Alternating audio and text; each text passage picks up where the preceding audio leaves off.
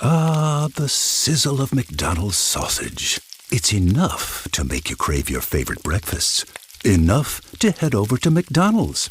Enough to make you really wish this commercial were scratch and sniff. And if you're a sausage person, now get 2 satisfyingly savory sausage McGriddles, sausage biscuits, or sausage burritos for just $3.33. Or mix and match. Price and participation may vary. Cannot be combined with any other offer or combo meal. Single item at regular price. Ba-da-ba-ba-ba. Hey, I'm Ishi Harman, and this is the season finale of Israel Story. Israel Story is brought to you by PRX and is produced together with Tablet Magazine. Okay, so for the past 3 episodes, we've been on a journey, a musical journey, made up entirely of the stories behind some of Israel's most iconic tunes. Stories that somehow capture the bubbling tensions, the complications, and the intricacies within Israeli society. We've heard all about our national anthem, Hatikva, and about the dueling anthems of the Six-Day War, Yerushalayim Shel Zahav and Yerushalayim Shel Barzel. We've peeked behind the scenes of Mitachat LaShamayim and explored the ongoing love affair between Israel and the Olympics of cheesy pop melodies, the Eurovision. Last episode, we heard the tale of Zohar Argov and the rise of mainstream Mizrahi music in what was, till that point, a music scene dominated by Ashkenazi culture. And today, we've reached our last episode of the mini-series, Mixtape Part 4, War, Peace, and Bumper Stickers.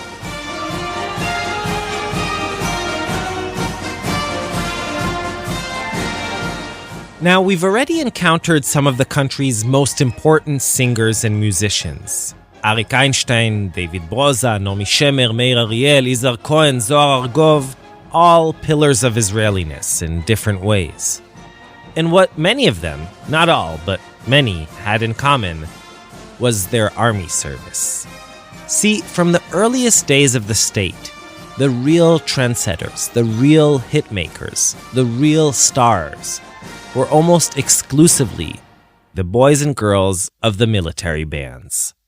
That's right, the military bands. Of course, most of the songs these bands released were exactly what you might expect from artists in uniform. An ode to a tank, a hymn for a fighter jet, לפני שנים רבות, כך מספרות האגדות, ומצרפת עלה לכאן, קראו לו אורגן. מטוס צעיר, מהיר מכל, כמעט כמו מהירות הכל. ורבותיי, ביום מוצלח, הגיע ל-0.8 מח. הייתי נערה, הייתי נער, עכשיו חייתי אליי מוכרת ויפה. A ballad about a soldier missing his sweetheart. עכשיו חייתי אליי מוכרת ויפה. But the song at the center of our next story didn't fit that mold. Act 1, a song for peace. Here's Hannah Barg and our Mixtape band.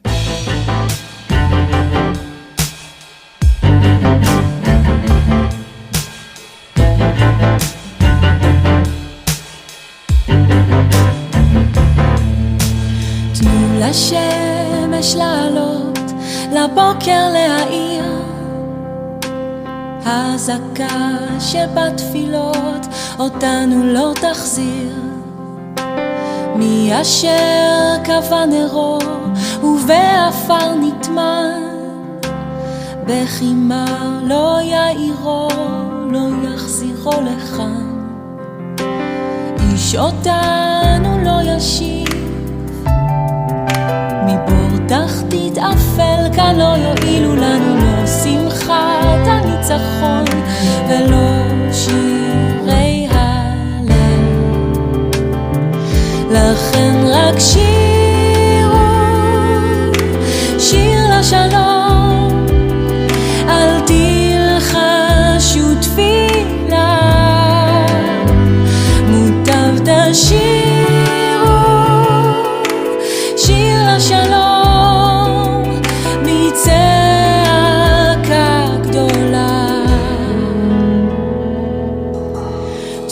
השמש לחדור מבעד לפרחים. אל תביטו לאחור, הניחו להולכים. שאו עיניים בתקווה, לא דרך כוונות. שירו שיר לאהבה ולא למלחמות. אל תגידו יום יבוא, הביאו את היום כי לא הוא לא חלום. ובכל הכיכרות הריעו רק שלום. לכן רק שירו שיר לשלום, אל תלחשו תפילה, מוטב תשירו שיר לשלום מצעקה גדולה.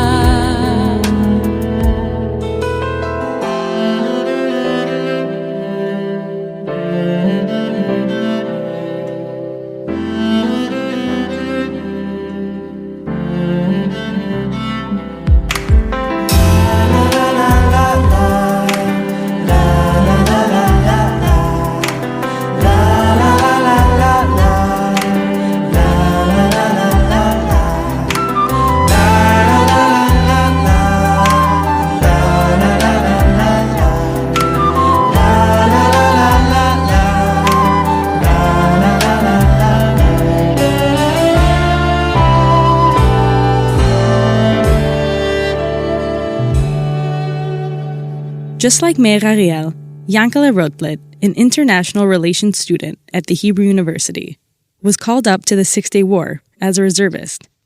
But unlike Meir, he was severely wounded while leading his platoon of paratroopers through Abu Tor in Jerusalem. Yankele lost a leg, but somehow managed to keep his joyfulness. Recuperating after the war, he became convinced that, despite the military triumph, despite the fact that Israel had tripled its size in less than a week of fighting, what the country now needed most was peace.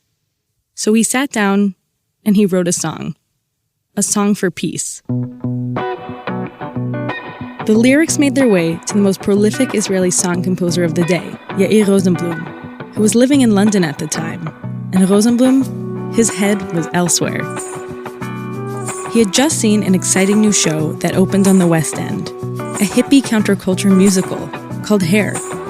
Looking over the text, Yair immediately realized that Yankele's song could be his opportunity to create a Hebrew version of Let the Sun Shine In. Let the sun shine, let the sun shine in, the sun shine in. He got to work, composed it, and sent it off to Lehakat HaNachal, the band of the Nachal Brigade, which was the hottest of all military bands. The Beatles of the IDF, if you want. Miri Aloni, the band's lead singer then, remembers hearing it for the first time. We fell in love right away with the song. The band members loved its edgy vibe and were moved by the hopeful words, penned by a man who had just lost a leg in the war. They began rehearsing and slated Shir LaShalom, that's what the song was called, to become the centerpiece of their next big roadshow. The days were the days of the ongoing war of attrition. And while the army was bolstering its fortifications along the Suez Canal, Miri and her bandmates traveled up and down the new Egyptian border in armored vehicles packed with musical instruments.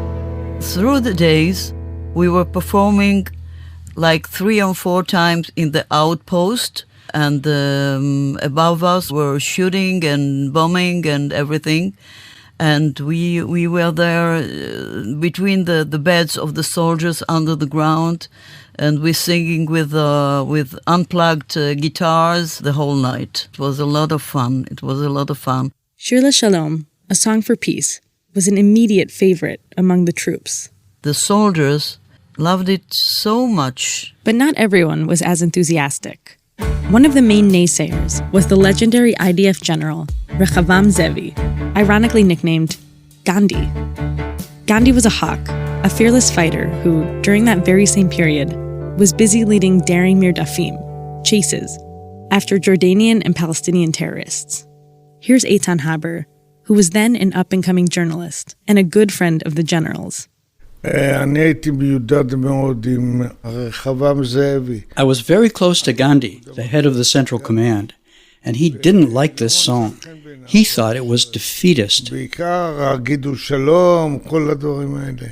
Lines like, "Lift up your eyes with hope, rather than through the rifle's sights," were troubling to army higher-ups, who naturally thought that soldiers should keep their eyes on the target. And even worse was singing, "Al tabitu le'achor, hanichu lahochim." Don't look back, leave the fallen behind. For an army that had just buried hundreds of its boys, it seemed demoralizing and just plain insensitive. There were those who wanted to ban the tune altogether. It quickly became a matter of public debate. The younger generation, by and large, liked the song. I told Gandhi what I thought, that the song was outstanding, incredible, and that it captured what many Israelis were thinking at the time. But the old guard wasn't convinced. Shir LaShalom was even discussed by a Knesset subcommittee, no less, that ultimately decided to let the band play. Yet not everyone in the military fell in line. On one evening in 1969, the Nacha band's van pulled up for a big performance at the Central Command. Everyone showed up, including, and this was somewhat nerve-wracking for Miri and her friends, one of the most vociferous objectors to the song. Yup, you guessed it, the revered General Gandhi. The Nacha band gave a good show that night, but they left out their biggest hit. We finished the program, and then the soldiers, of course, they say, Shir LaShalom, song to peace, song to peace.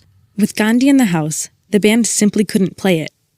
You see, he had personally issued an order stating that the song was not to be sung on any base under his command. And if there was one thing you didn't want to do, it was to get on Gandhi's bad side. So we said to them, secretly, when the colonel will go, we will sing to you. The crowd, hundreds of soldiers and officers, wouldn't budge.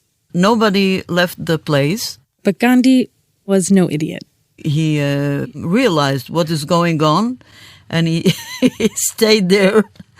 They waited, and he waited for half an hour, and then they started to go, and we didn't sing the song at that night.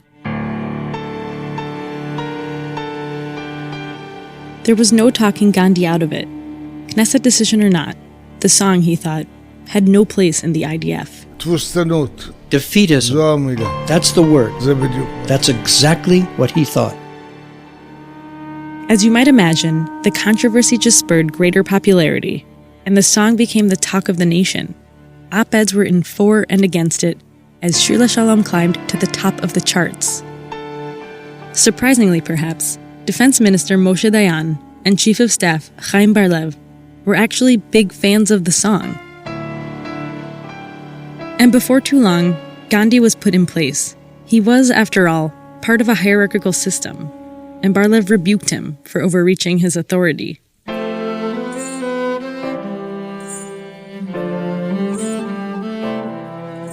A song for peace had won, at least temporarily. It would have its day in the sun, and then, like most hits, I guess, it slowly petered out. That is, until November 4th, 1995. 25 years after she had taken off her uniform and stepped out of the military band limelight, Miri Aloni was brought out of semi-retirement. She was asked to sing her old hit at a peace rally in Tel Aviv in support of Rabin Perez and their Oslo agreements. When she got on stage in front of roughly 150,000 people, she got right into the old groove.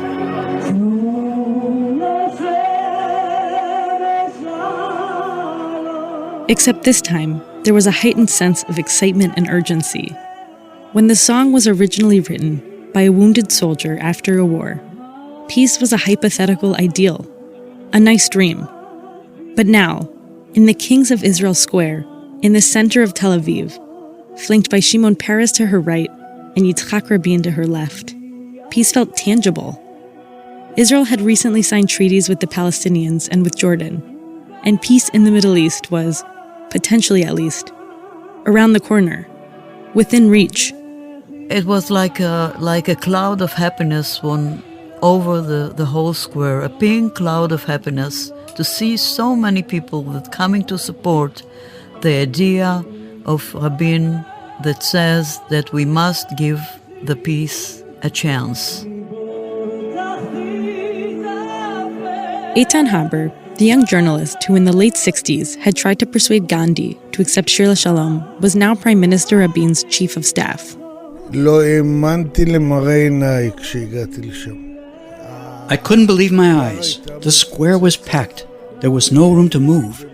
And Miri got up to sing on the balcony and encouraged the entire audience to sing together with her. Everyone. Except for Yitzhak Rabin. When I stuck the microphone at the mouth of Yitzhak Rabin, he was like, hoo, because he was a very shy guy.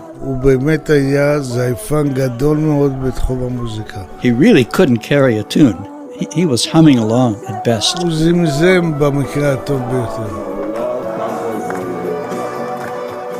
I remember that when we finished the song, we all laughed a big laughter, because Yitzhak Rabin said, I hope, in this deep voice, I hope that in the peace process we will hit the notes, not like we did like we did here.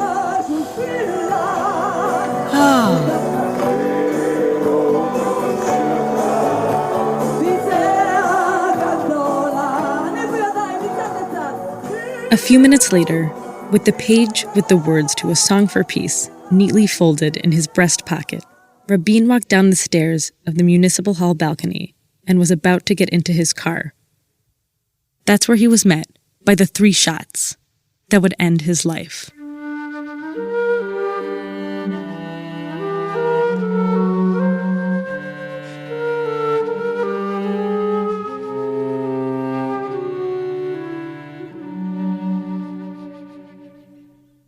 At his funeral, in front of presidents, kings, prime ministers, and hundreds of millions of people watching around the world, Eitan Haber eulogized him. After the doctors and nurses wept, they gave me the piece of paper they had found in your jacket pocket. I want to read a few words now from that paper, but it's hard. Your blood, Yitzchak, covers the printed words. Your blood on the paper of a song for peace. This is the paper. Right then, Haber pulled out a plastic sheet protector. Inside it, clearly visible to all, was a white page with a big red stain in the center. He began reciting the barely visible printed words. Just sing a song for peace. Don't whisper a prayer. Just sing a song for peace. Shout it out loud. Yitzchak, we already miss you.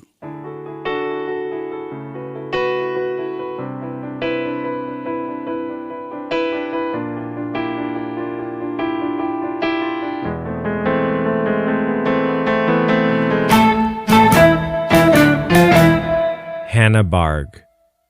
This story was written, produced, and edited together with Maya Kosover and Yochai Meital. Shlomo Meital, Yochai's dad, was our wonderful dubber. Millions of people have lost weight with personalized plans from Noom. Like Evan, who can't stand salads and still lost 50 pounds. Salads generally for most people are the easy button, right? For me, that wasn't an option. I never really was a salad guy. That's just not who I am. But Noom worked for me. Get your personalized plan today at Noom.com. Real Noom user compensated to provide their story. In 4 weeks, the typical Noom user can expect to lose 1 to 2 pounds per week. Individual results may vary. Act 2, Can't Afford the Luxury of Despair.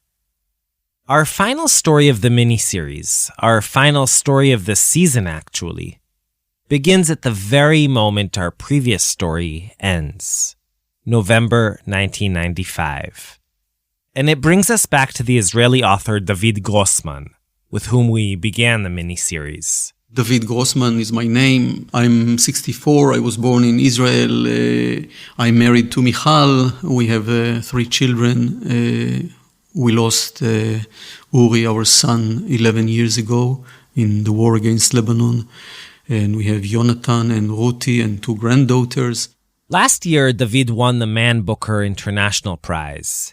And in April, on Yom Ha'atzmaut, he was awarded the Israel Prize, the country's highest honor. David is a man of words. He's a prolific novelist and essayist, a leading advocate for peace and human rights, and he often publishes op-ed pieces that trigger fierce national debates.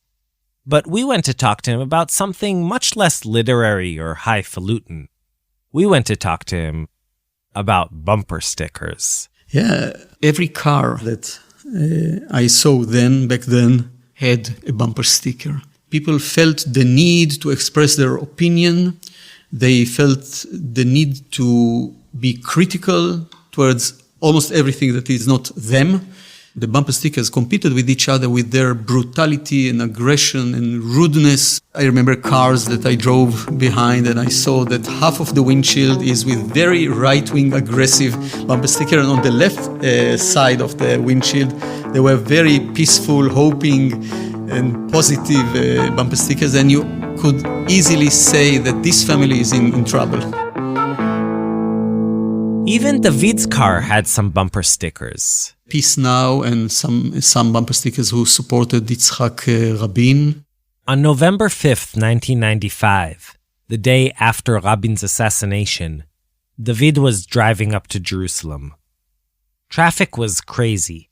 Half the nation was making its way to the Knesset, where Rabin's body lay in state. And suddenly, when I was stuck there in a traffic jam, I saw on the left a Volvo of settlers.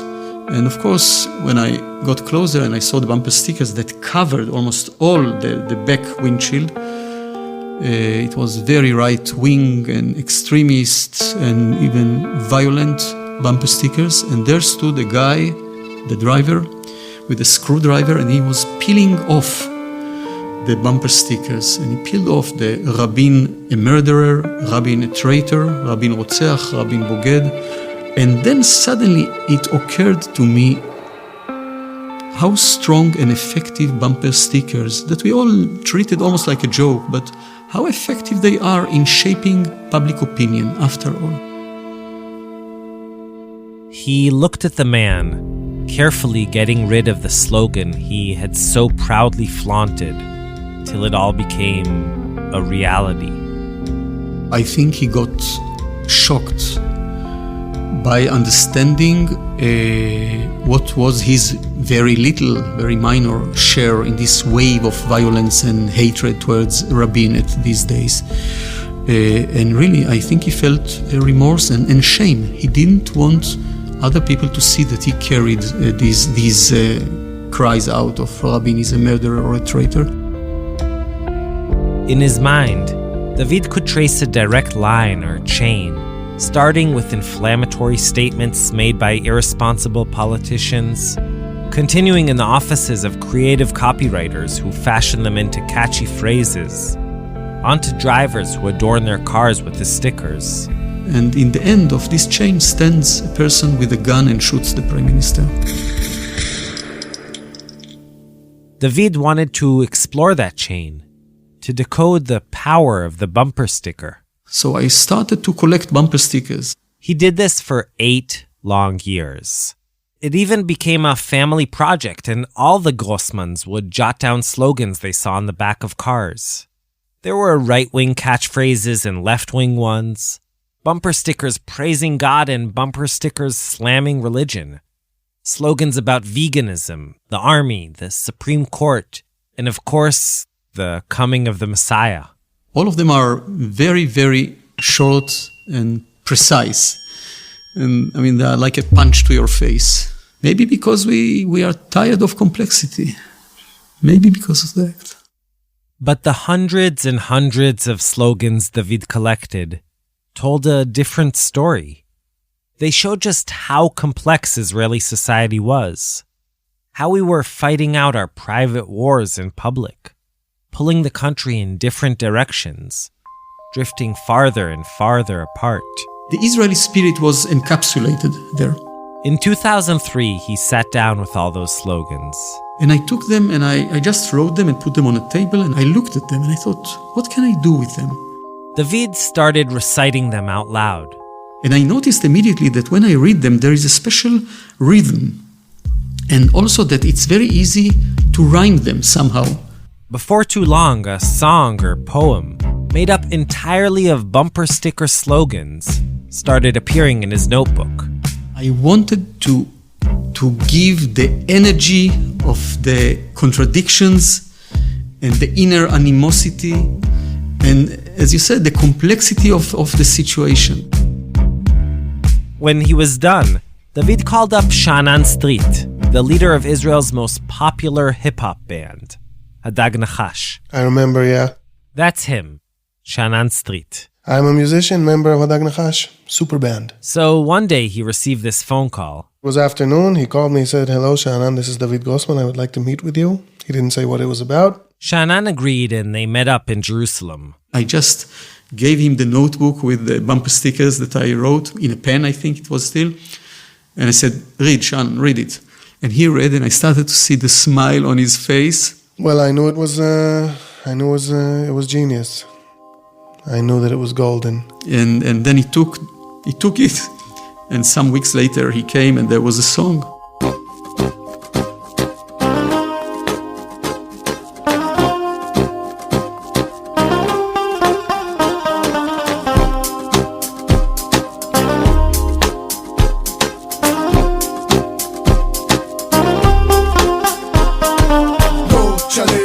שלום, תנו לצהל לנצח, עם חזק עושה שלום, תנו לצהל לכסח, אין שלום עם ערבים, אל תיתנו להם רובים, קרבי זה אחי, אחי, גיוס לכולם, תור לכולם, שום ייאוש בעולם, יש על זה כאן, הנחמן מאומן, no fear, משיח בעיר, אין ערבים, אין פיגועים, בקץ מסכן יהודים, העם עם הגולן, העם עם הטרנספר, חבר אתה חסר, הקדוש ברוך הוא, אנחנו בוחרים בך, בחירה ישירה זה רע, הקדוש ברוך הוא, אנחנו קנאים לך, ימותו הקנאים, כמה רוע, אפשר לבלוע, אבא תרחם, קוראים לי נחמן ואני מגם, כמה רוע, אפשר לבלוע, אבא תרחם, ברוך השם, אני נושם.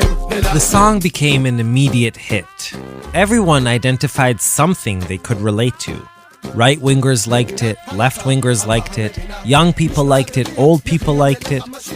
After all, it was a reflection of Israel. Or perhaps even more so, a reflection of the various different Israels. Soon, it was an international sensation. But it's like hard to sing along with this song. Not the chorus. They can do the chorus. Everybody can do that. But it's hard because it has Reishim, right? Well, they do Camaroa in America and Camaroa in Mexico and, Camaroa in French Canada. But, yeah, whatever accent we embrace, no problem. ברוך השם, אני נושם ולכם כמה רוע, אפשר לבלוע, אבא תרחם, קוראים לי נחמן ואני מגם.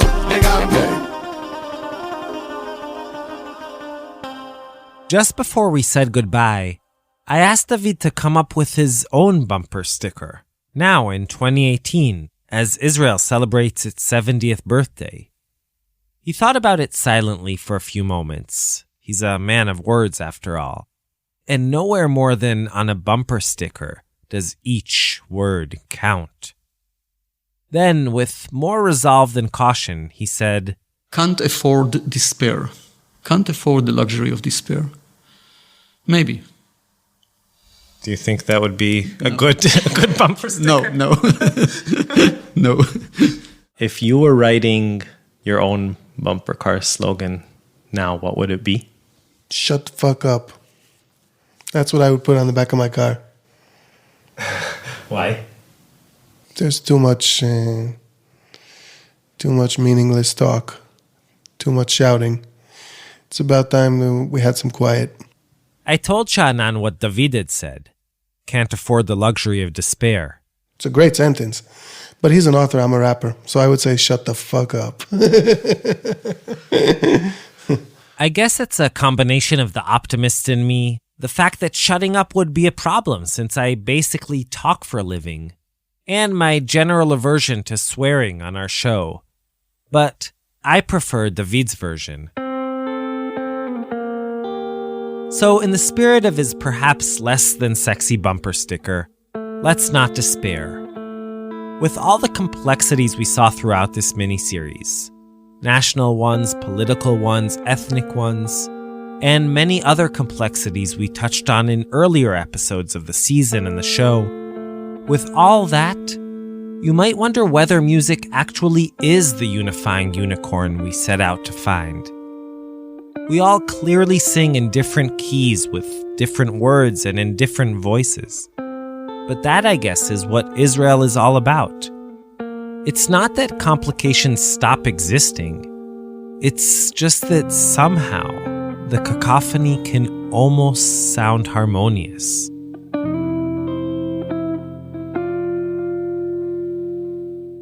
And with that, believe it or not, dear Israel Story listeners around the world, we've reached the end of our mixtape miniseries. And with a mixture of relief and sadness, the end of our third season. This season, which began 14 long months ago, back in April 2017, was our longest season yet.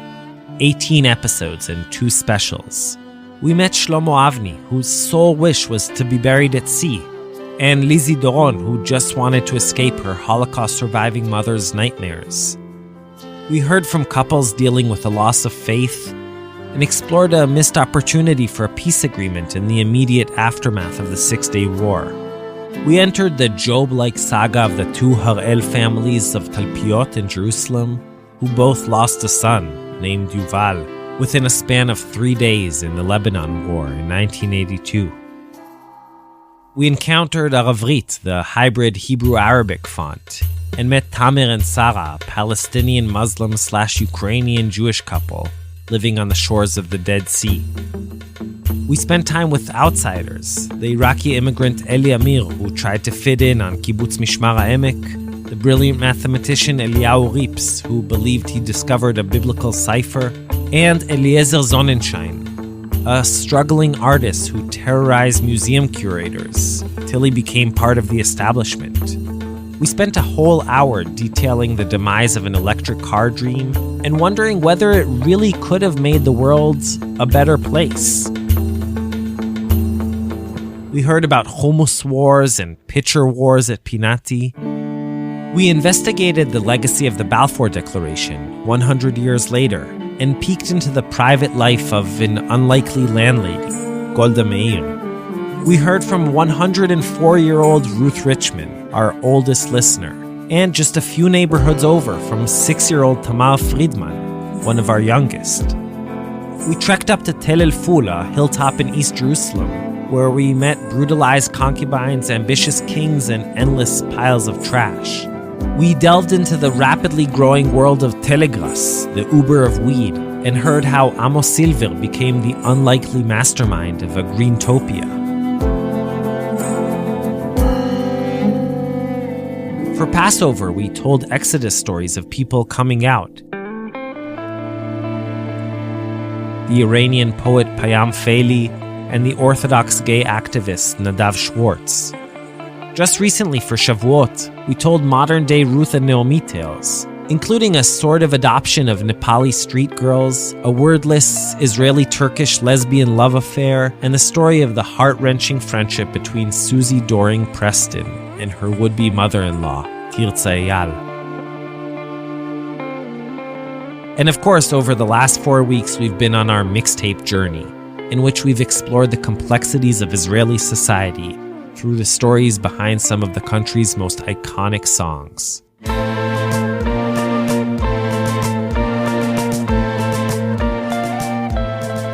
It's been an amazing ride we've shared together, and you've been with us every step of the way.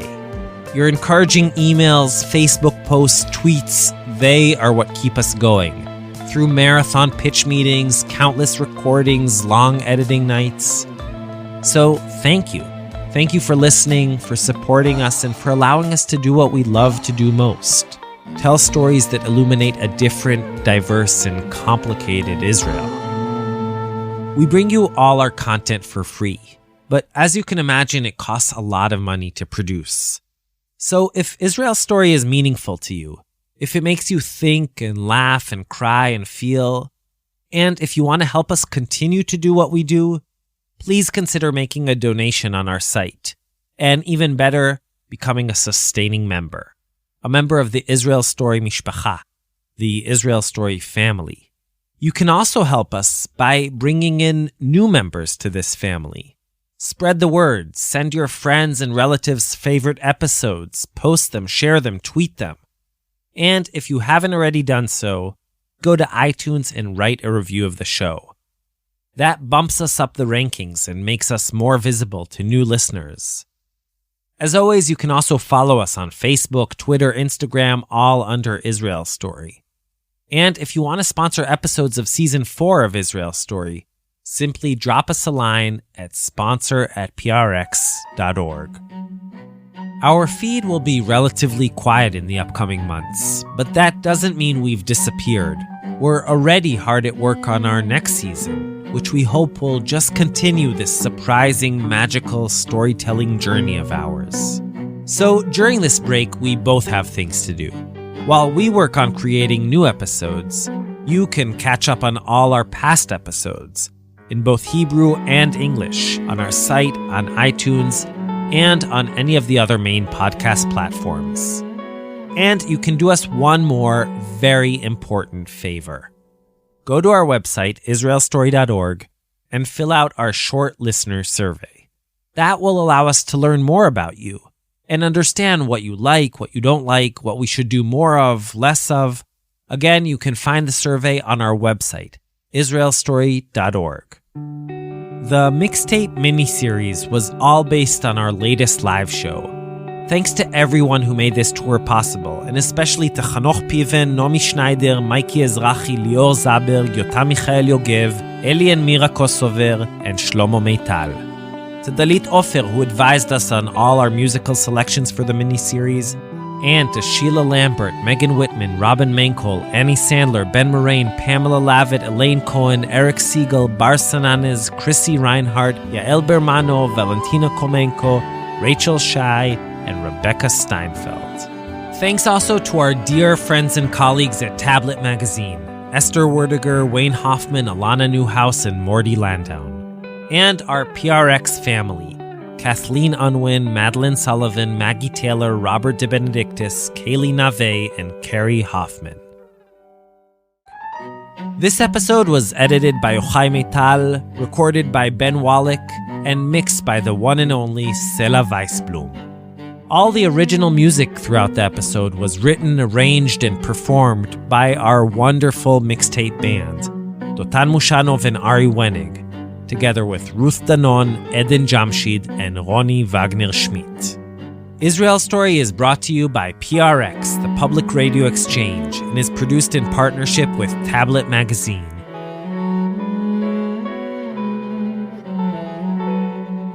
Our staff includes Yochai Meital, Shai Satran, Maya Kosover, Roy Gilron, Zev Levi, Ari Wenig, Hannah Barg, Rotem Tzin, Judah Kaufman, Abby Nushatz, Paula Lem, Yoshi Fields, and Joel Shupak. I'm Ishi Harman, and we'll be back next season. So till then, shalom shalom, and yalla bye. Okay guys, that's a wrap on season 3. Woo! אני מביט מהחלום וזה עושה לי די עצוב. האביב חלף עבר לו, מי יודע אם ישוב. הליצן היה למלך, הנביא נהיה ליצן, ושכחתי את הדרך, אבל אני עוד כאן. ויהיה טוב, יהיה טוב, כן. לפעמים אני נשבר. אז הלילה, הלילה, איתך אני נשאר.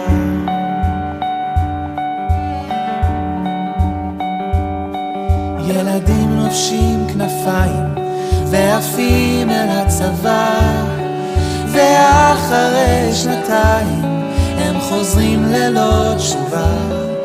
אנשים חיים במתח, מחפשים סיבה לנשום, ובין שנאה לרצח מדברים על השלום. ויהיה טוב, כן, לפעמים אני נשבר. אז הלילה, הלילה, איתך אני נשאר.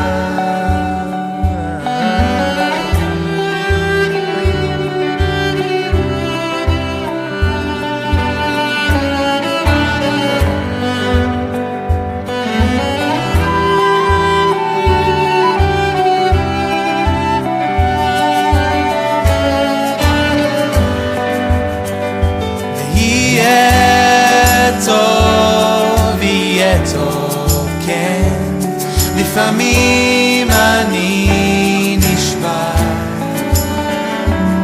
אז הלילה, הלילה, איתך אני נשאר.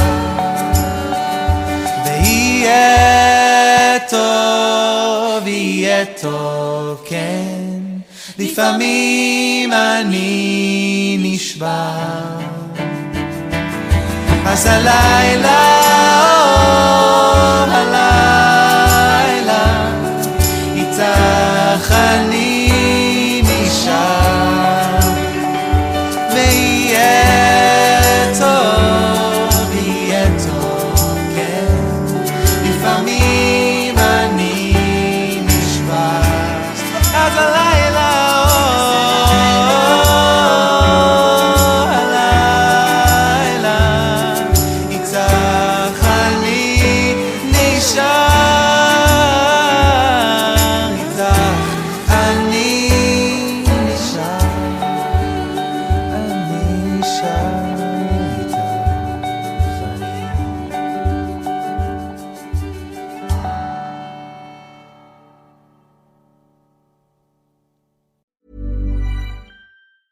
Inflation, student debt, recession, mortgage rates. Your employees have a lot on their minds. Offer them financial well-being support from Vanguard well on your way at institutional.vanguard.com. All investing is subject to risk. Advice provided by Vanguard Advisors, Inc., a registered investment advisor.